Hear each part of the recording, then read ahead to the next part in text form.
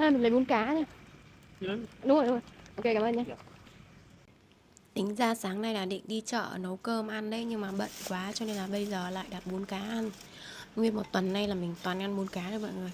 Tại vì nó cũng ít calo, với cả nó cũng nhiều rau, dễ ăn nữa, không bị ngán. Mình sẽ ăn cùng với lại phở nưa. Cái này ăn rất là ok cho những bạn giảm cân giống mình luôn. Bây giờ mình sẽ cho nước vào và ăn với lại một chút rau sống. Nước cá rất là thanh và thơm luôn. À đúng rồi, mình sẽ cho thêm một ít tương ớt Hải Phòng nữa. Phải cay cay một chút thì canh cá nó mới ngon được. Mời mọi người nha.